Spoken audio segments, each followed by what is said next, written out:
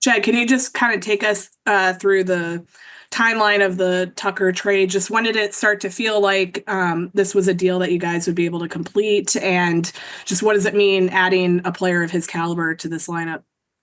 Sure. I'm trying to think back. I mean, I think my first conversation with Dana Brown about Tucker was right after the GM meetings. I think we sort of missed each other when we were in San Antonio, and then we talked on the phone, right after that. And he mentioned to me that Tucker could potentially be available. And obviously, as you guys know, we sort of talked about this all summer. Like that was the kind of player that we felt like we were lacking, and we obviously wanted to go after. I think we talked a lot on the phone from that point forward. It's hard to ever say when you think a deal is close, but obviously we felt like we were inching closer when we were in Dallas, and obviously it was nice to get it done soon after that. So, like I said before, I think we talked all summer. You guys asked me a lot of questions about our roster and how it was constructed, and we have a lot of really good players on the team. We're very balanced, but it did feel like we lacked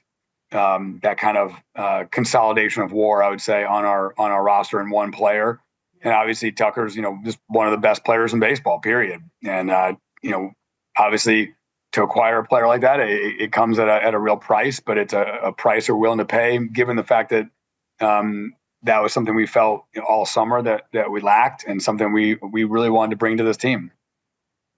Jed, kind of going off of that. You go. Oh, thank you. Thanks. Going off of that, just how does where you are in your championship window play into what you're willing to give up?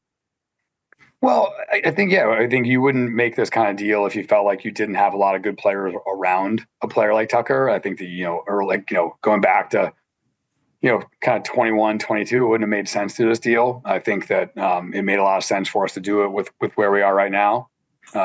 Given the players around and given the construction of our roster. One of the things we talked about a lot over the course of the winter and in course of the planning phase of our offseason was that there's finite number of ways that we can really improve as a team, especially on a position player side, because in order to get a player that's better than our internal replacement level, you have to go fairly high. We have a lot of good players. We're very balanced, and so there's just not that many players out there that were available that we felt like, okay, this player clearly makes us a better team. He provides something we don't have.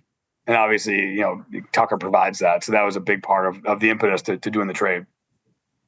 Jed, obviously the trade makes sense, trading prospect and other guys for a veteran, but with 1 year left on Tucker's deal, what's the kind of calculus to deciding that you're going to give up someone with Cam Smith's upside for a guy that could bolt after a year?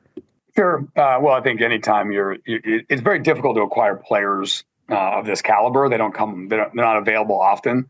So I think, getting a chance to bring him in, obviously we have him under control for 1 year. I, don't know what the future holds, but obviously Chicago sells itself really well.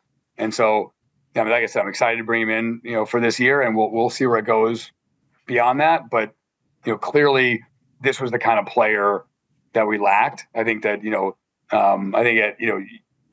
as we think about our team and what could clearly make the team better, and there's a real goal to be a better team, in 2025 than we were in 23 and 24.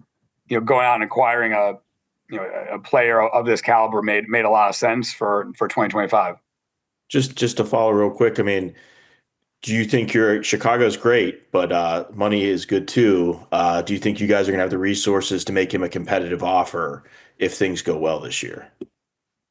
Yeah, I think that's something that we'll discuss in the future. I think that there's no point in speculating on that, today as we sit here in December. Jed, everyone's kind of wondering what the next move is. What are the chances that Bellinger, Suzuki, Bush, and Tucker are all on the roster come spring training? Yeah, I think that we definitely have some surplus there. We have a lot of good players, trying to figure out how those fit together. So that's certainly something we'll discuss, over the next little bit. I don't want to talk about the availability or possibility of any individual player, but yeah, certainly with those guys, all potentially playing the same positions, that what you're asking makes some sense. Yeah, Jed, what's the organization's comfort level when it comes to Michael Bush playing third base, possibly?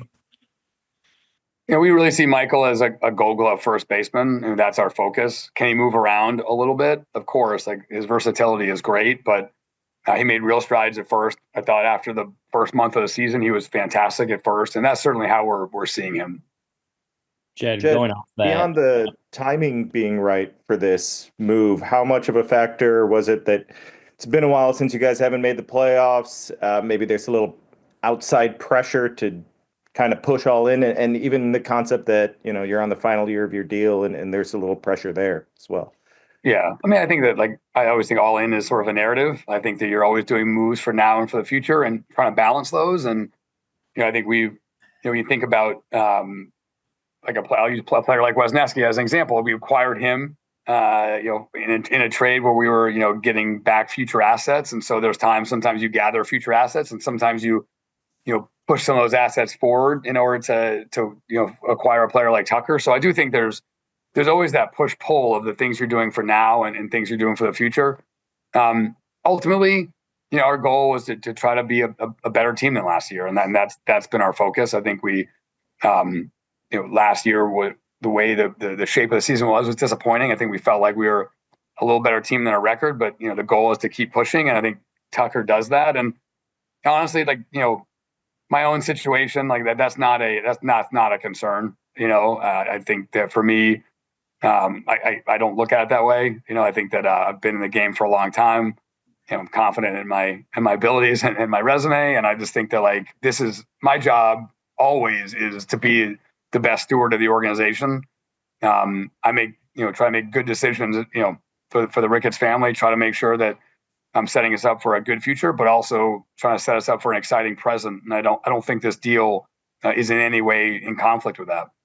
Have you talked internally at all about an extension, or is that something you'll I wouldn't talk about that. Yeah. Internally, Jed, how about the feel good for the people in the organization, and maybe, the most important trade that you've made, acquisition you guys made since, 17 or 18? Yeah, I mean, we had scouting meetings yesterday, and I think that one of the things I complimented people on is in order to have the resources, the player resources to make a deal like this, it comes with a lot of good scouting, a lot of good acquisitions. I think Paredes was a player we really liked, and we were able to acquire at the deadline. And obviously, Houston liked him. We were able to acquire Wisniewski for Efros, and I think that was in 22. And then obviously a really good draft pick last year. So you have to make a lot of good decisions to be in that position. And I would say that even with this, our future is really bright. We still have a really good farm system. We have really clean financial books and some ability to make moves in the future. So I don't see this move as precluding any of those things. And we traded some really good players to get a player that we feel like is one of the top players in the game, and it makes a lot of sense for us now with where we are in our competitive window. The organization's confidence as far as Shaw's best position to be successful on defense? Yeah, I think he can play second well. He can play third well. I think right now, obviously, we're going to give him a long look at third. After we traded Paredes, but I think making room for young players is really important. I mean, he has to earn that job. I'm not going to gift him that job on a conference call in the middle of December, but certainly with what he's done in the minor leagues since we've had him, he's played really well. He obviously played really well in the P12 after the season, and I think his arrow is really pointing up. And I do think it's important, just like we did last year with PCA. You've got to give young players some runway and some ability to play, and obviously it's not always linear, as we talk about, but certainly you've got to give at bats to talented young players, and Matt has certainly put himself in position to be considered for something like that. Kind of off of that, do you anticipate either via trade or free agency, try to bring in someone with a little bit more veteran experience to at least go into camp having some other options at third? Yeah, in general, in the infield, I think that's something we'll be looking at. I think that obviously trying to, round out the rest of the team, make sure that we think about our different redundancies in different areas, try to make sure that we don't feel exposed at any one position is really important. So I think that might be an area we do look at. Jed, what did you think about when you were looking at the second catcher? What did you prioritize, and why was Carson Kelly the right player for that spot?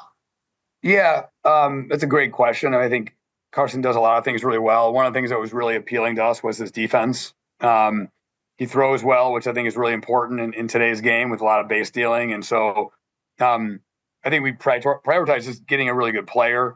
But I do think that the defensive part was something that we talked about extensively. And again, I think throwing, it is a really important aspect of baseball in 2025. And I think in our division in particular, we have some athletic teams that run in our division. So making sure we don't lose sight of that was important. I think Carson, certainly checks those boxes. Jed, obviously Hayden was part of the starting pitching depth on the major league roster with him obviously not in Houston. Do you still feel like that's a position, at least depth wise, that you'd be looking to address the rest of the offseason? Yeah, I mean, I don't think you ever stop trying to address that, and we'll continue to look for pitching. It takes a lot of arms, a lot of really good arms to get through the season, and not only will we be looking for on the free agent market, but just try to make like small moves that improve that. I think that part of it is feeling good about our pitching infrastructure, trying to find guys that maybe transactions that maybe aren't headlines over the course of the winter, but guys that we feel like we can bring in, that we can make better, that can provide that depth. I think you don't have to look any further than the playoffs this year to realize like the amount of arms it takes to get through the marathon in this day and age. There's a lot more injuries than there were. Guys don't throw as many innings. And so I do think that that's something you never stop looking at. Jed, you mentioned we've been talking about the consolidation of WAR aspect for a while, finding that player for a while. When you guys acquired Paredes, did you obviously you liked the player, but was it a thought back then that, hey, this guy has a lot of control and a lot of value, maybe we can take advantage of it in the offseason and get someone that we're looking for? I wouldn't say that. I wouldn't say we didn't get him with the intention of spinning him. I would say that when we did trade for him, I can't remember the exact day we traded for him. It was a couple of days before the deadline. I was going to say we had a lot of teams calling in a couple of days between, which kind of gave us our sense of his value. So I think when it was obvious Tucker was available, we had talked to Houston, briefly right after the Paredes trade. They had called us. I think they had been on him when he was at Tampa. So we certainly weren't looking to spin him or flip him. I think he's a really good player, and that wasn't our focus. It was more, but we sort of knew he had some value with Houston because they had called out at the deadline. Jed, kind of on the topic of that, like consolidation of WAR, is there like a trickle down effect on the rest of the lineup? And how do you feel a guy like Tucker can kind of help the complexion overall of the entire lineup? Yeah, I mean, I think it's an age-old question. There's like, does a player like that, like Tucker, have an impact on everyone? I feel like, like I said, I look at it more as the complete player. Like one of the things that Tucker does so well, and he's so valuable, is he does everything well. He runs the bases well. He plays really good defense. He's a great offensive player. So really, I think more of our focus was this is a player that we can bring in that does everything really well. Like I say, he's a really high value player, and on a team that has a lot of players projected roughly the same, he provides something we just simply didn't have on our team last year. And I think we talked about this in the postseason press conference that all the teams that sort of made the playoffs had some version of this, and sometimes that player, there are players on our team that could provide that, but certainly this was a kind of I want to say more certain because it's baseball, but they certainly a player that projects to be at that level going into the season was something we just didn't have on our roster.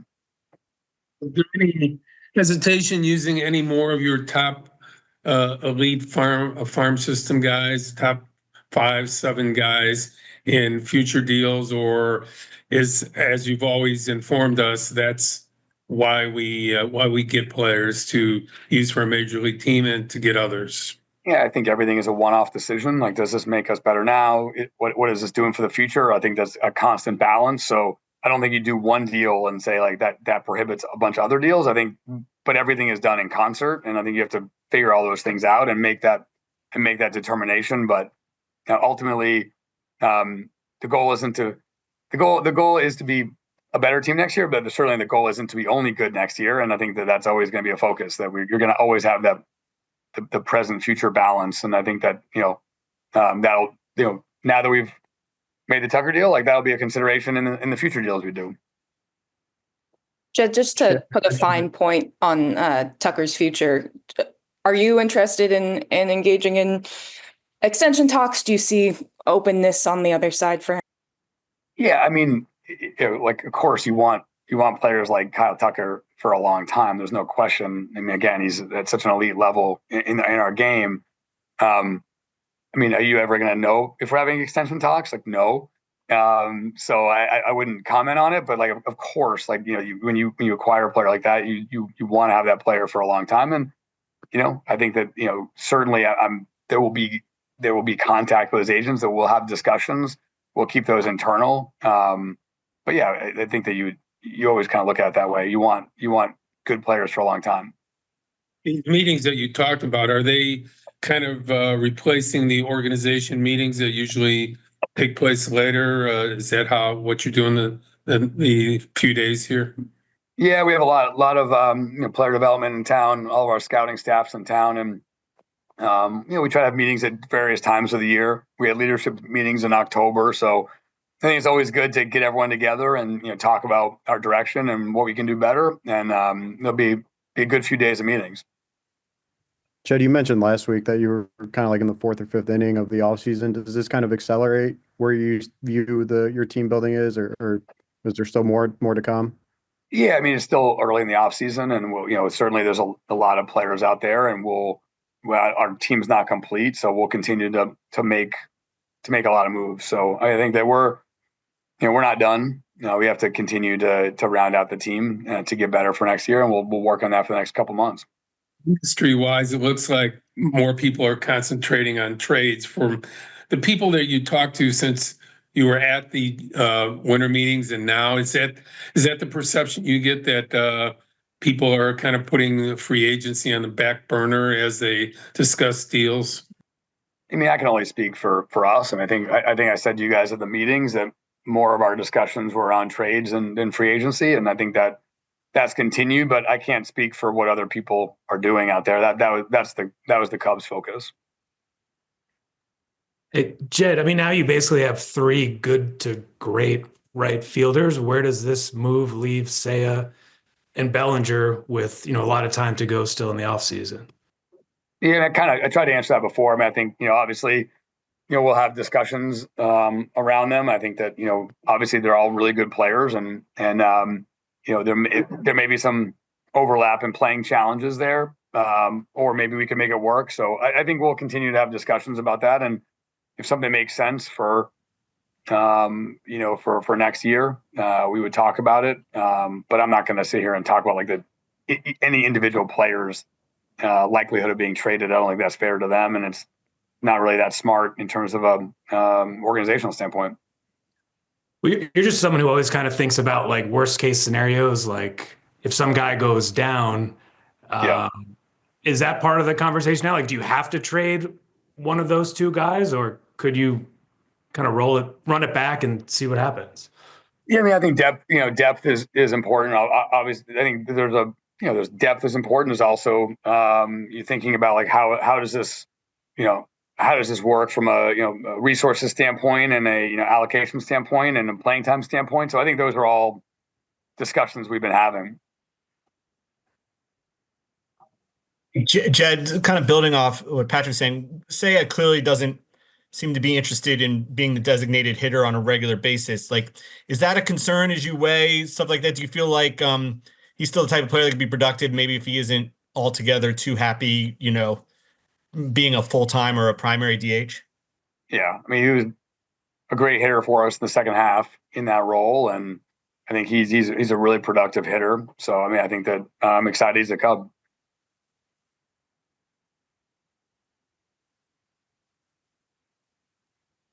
Did you send the rookie the material to him? I mean, a presentation material to them? Did you? You can't quote that. I'm not going to comment on anything regarding rookie.